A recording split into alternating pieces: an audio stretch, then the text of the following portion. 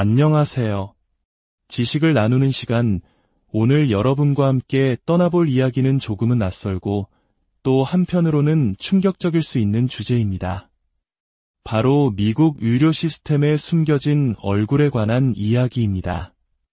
만약 여러분이 감기 몸살로 병원에 다녀왔는데 며칠 뒤 집으로 날아온 청구서에 800만 원이라는 금액이 찍혀 있다면 어떨 것 같으신가요? 믿기 힘드시겠지만 이것은 미국에서 충분히 일어날 수 있는, 아니, 꽤나 흔하게 벌어지는 일입니다. 오늘 이야기는 누군가에게는 실용적인 정보가, 또 다른 누군가에게는 우리가 살고 있는 한국의 건강보험 시스템이 얼마나 소중한 것인지를 다시금 깨닫게 해주는 계기가 될 것입니다. 이 이야기가 여러분의 세상을 보는 눈을 조금 더 넓혀주는 의미 있는 시간이 되기를 바랍니다. 혹시 이 콘텐츠가 유익하다고 생각되신다면 주변 분들과 함께 공유해 주십시오. 여러분의 작은 관심이 저희에게는 더 좋은 이야기를 만들어 나갈 가장 큰 힘이 됩니다. 자, 그럼 이제 시작하겠습니다. 이야기는 제가 미국에 거주하던 작년 여름의 어느 날로 거슬러 올라갑니다. 평소와 다름없이 하루를 보내던 중 갑자기 가슴을 꽉 쥐는 듯한 통증이 찾아왔습니다. 처음에는 대수롭지 않게 여기려 했지만 통증은 쉽게 가라앉지 않고 약 30분 간격으로 저를 계속해서 괴롭혔습니다. 심장이 찢어지는 듯한 느낌, 덜컥 겁이 났습니다. 아내에게 조심스럽게 상황을 이야기하자 아내의 얼굴이 하얗게 질렸습니다. 아내의 아버님, 즉 저의 장인어른께서 과거에 심근경색을 겪으셨는데 그때의 초기 증상과 너무나 흡사하다는 것이었습니다. 불안감은 순식간에 공포로 변했고 저희는 지체 없이 병원으로 가기로 결정했습니다. 하지만 미국에서는 무작정 대학병원 응급실로 달려가는 것이 최선의 방법이 아닐 수 있습니다. 만약 보험사가 환자의 상태를 응급 상황이 아니라고 판단할 경우 응급실 비용 전체를 환자에게 떠넘기는 경우가 비일비재하기 때문입니다. 응급도 아닌데 왜 응급실에 왔느냐? 그건 당신의 개인적인 선택이니 비용은 알아서 해결하라는 식이죠. 그래서 저희는 먼저 어전트 케어라는 곳을 찾았습니다. 한국으로 치면 동네 의원과 종합병원 응급실의 중간 단계쯤 되는 곳으로 일반 병원보다는 좀 더 긴급한 상황에 이용하는 곳입니다. 그곳에서 심전도 검사, 즉 EKG 검사를 받게 되었습니다. 몸에 여러 개의 전극을 붙이고 심장 박동의 전기적 신호를 측정하는 검사였죠. 그런데 검사를 진행하는 간호사가 유독 말이 많았습니다. 농담이 아니라 제가 태어나서 만난 사람 중에 가장 수다스러운 사람이었습니다. 제가 안정을 취하고 검사에 집중해야 하는 상황임에도 불구하고 그녀는 쉴 새 없이 말을 걸어왔습니다. 처음에는 친절함이라고 생각했지만 점점 짜증이 나기 시작했습니다. 당연히 제 심박수는 안정을 찾지 못하고 계속해서 요동쳤습니다. 결과는 예상대로였습니다. 심박수가 비정상적으로 높게 측정된 데이터를 본 의사는 고개를 갸웃거리며 말했습니다. 데이터가 조금 이상하군요. 확실하게 하기 위해 큰 병원 응급실에 한번 가보시는 게 좋겠습니다.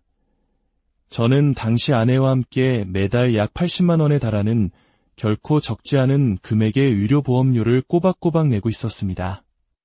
응급실로 향하기 전 저는 혹시나 하는 마음에 보험사에서 일하는 지인에게 전화를 걸어 상황을 설명하고 보험 적용이 확실히 되는지 재차 확인했습니다. 지인은 걱정하지 말라며 당연히 보험 처리가 될 것이라고 저를 안심시켰습니다. 하지만 저는 이상하게도 보험사를 온전히 믿을 수가 없었습니다. 한국이든 미국이든 보험사는 늘 가장 결정적인 순간에 이런저런 핑계를 대며 책임을 회피하려 한다는 불신이 마음 한구석에 자리 잡고 있었기 때문입니다. 저는 지인에게 물었습니다. 만약 최악의 경우 내가 부담해야 할 최대 금액은 얼마 정도가 될까? 그녀는 약 3,000달러, 한화로 400만 원에서 500만 원 정도가 상한선일 것이라고 답했습니다. 그래, 건강이 최우선이지. 500만 원 정도는 감수하자. 저는 그렇게 마음을 먹고 응급실로 향했습니다. 응급실은 그야말로 아수라장이었습니다.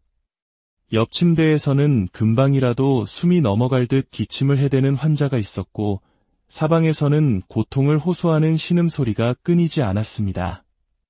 그 살벌한 분위기 속에서 저는 엑스레이 촬영, 체열 등 여러 검사를 받았습니다.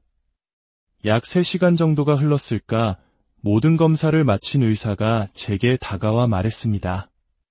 심전도, 엑스레이, 혈액 검사 결과 모두 지극히 정상입니다. 아무 문제 없으니 걱정하지 않으셔도 됩니다.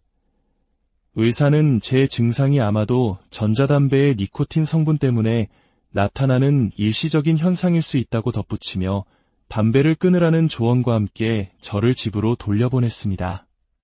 천만다행이었습니다. 건강에 이상이 없다는 사실에 안도하며 저는 기분 좋게 병원을 나섰습니다. 그렇게 며칠이 지났습니다. 제 이메일함에 병원으로부터 온 메일 한 통이 도착해 있었습니다. 그리고 저는 제 눈을 의심해야 했습니다. 청구서에 찍힌 금액은 무려 6,000달러, 한화로 약 800만 원에 달하는 돈이었습니다. 보험사 지인이 말했던 최악의 경우보다도 훨씬 큰 금액이었습니다. 곧이어 보험사로부터도 연락이 왔습니다. 귀하의 사례는 보험 적용 대상이 아닙니다. 바로 이 지점에서부터 미국의 의료 시스템이 가진 기이하고 비상식적인 민낯이 드러나기 시작합니다. 그리고 이것은 미국에 사는 사람이라면 반드시 알아야 할 중요한 생존 팁이기도 합니다. 미국 병원에서 청구서가 날아왔을 때 절대로 그 금액을 고지곳대로 내서는 안 됩니다. 왜냐하면 그 가격은 진짜 가격이 아니기 때문입니다. 병원들은 대부분의 환자들이 보험을 통해 비용을 지불한다는 사실을 알고 처음부터 가격을 터무니없이 부풀려 청구합니다. 순진하게 그 돈을 모두 내는 사람들이 있기 때문에 이러한 가격 부풀리기는 계속해서 자행됩니다. 놀랍게도 미국의 병원비는 흥정이 가능합니다. 마치 시장에서 물건값을 깎는 것처럼 말이죠. 저는 곧바로 병원 업무과에 전화를 걸었습니다. 6,000달러가 청구되었는데 항목별 세부 명세서를 보내주시오. 이것이 첫 번째 단계입니다. 며칠 뒤 도착한 명세서는 더욱 가관이었습니다.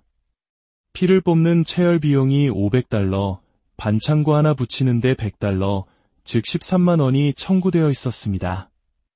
상식적으로 도저히 납득할 수 없는 가격들이었습니다. 저는 이 명세서를 가지고 요즘 흔히 사용하는 챗GPT 같은 인공지능 서비스에 물어봤습니다. 이 항목들이 미국의 평균적인 의료 수가와 비교했을 때 적정한 가격인가? 인공지능은 즉시 각 항목이 시장 가격보다 월등히 높게 책정되었다는 분석 결과를 내놓았습니다. 저는 그 자료를 바탕으로 병원에 정식으로 이메일을 보냈습니다. 기 병원이 청구한 금액은 부당하게 부풀려져 있다. 각 항목의 시세는 이와 같으니 청구서를 합리적인 수준으로 재조정해달라. 그러자 놀라운 일이 벌어졌습니다. 병원은 별다른 이해 제기 없이 6,000달러 청구서에 빨간 줄을 긋고는 3,000달러짜리 새 청구서를 보내왔습니다. 단 한 번의 항의로 병원비가 절반으로 줄어든 것입니다. 하지만 저는 여기서 멈추지 않았습니다. 다시 전화를 걸어 이렇게 말했습니다. 3,000달러도 저에게는 너무 부담스러운 금액입니다. 저는 현재 재정적으로 매우 어려운 상황에 처해 있습니다. 혹시 병원 차원에서 저를 도와줄 수 있는 다른 프로그램은 없습니까? 그러자 수화기 너머에서 믿을 수 없는 질문이 돌아왔습니다. 그럼 얼마까지 내실 수 있는데요? 이것은 자동차 대리점이나 부동산 중개소에서나 들을 법한 대화입니다. 하지만 지금 저는 생명을 다루는 병원의 원무과 직원과 통화를 하고 있는 것입니다. 얼마를 낼 수 있냐는 질문에 저는 제가 감당할 수 있는 최소한의 금액을 제시했고 몇 번에 밀고 당기기 끝에 저의 최종 병원비는 800만 원에서 시작하여 믿기지 않는 금액인 $130, 약 17만 원까지 떨어졌습니다. 어떻게 이런 일이 가능한 것일까요? 병원은 손해를 보는 것이 아닐까요? 여기에 바로 미국 의료 시스템의 핵심적인 비밀이 숨어 있습니다. 병원 입장에서는 사실 손해볼 것이 전혀 없는 구조입니다. 처음에 부풀린 $6,000라는 가격은 일종의 희망 가격일 뿐입니다. 만약 환자가 그 돈을 다 내지 못하면 병원은 그 미수금을 회수불능 채권, 즉 악성 부채로 처리합니다. 그리고 이 손실액만큼 정부로부터 세금 감면 혜택을 받습니다. 결국 환자에게 받지 못한 돈을 세금을 덜 내는 방식으로 국가로부터 보전받는 셈입니다. 그래서 병원은 환자에게 돈을 받기 위해 악착같이 독촉을 하지 않습니다. 실제로 제가 최종 금액을 확정하기까지 병원으로부터 독촉 우편을 받은 것은 6개월이 지난 후였습니다. 더욱 기가 막힌 것은 병원이 이 미수금을 헐갑에 컬렉션이라고 불리는 채권 추심업체에 팔아넘기는 경우입니다. 예를 들어 $2,000의 빚을 $300나 $500의 추심업체에 넘기는 것이죠. 그러면 추심업체가 환자에게 전화를 걸어 빚 독촉을 시작합니다. 하지만 이 과정에서 환자의 개인정보를 동의 없이 넘기는 것은 불법의 소지가 다분합니다.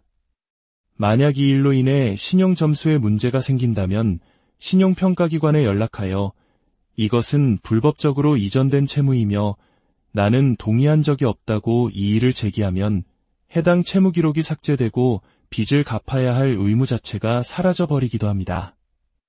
이 모든 과정을 요약하자면 미국의 병원비는 정찰제가 아닌 철저한 협상제라는 것입니다. 병원과 보험회사가 서로 이익을 극대화하는 거대한 판을 짜놓고 그 안에서 정보가 없는 환자들만 고스란히 피해를 보는 구조입니다.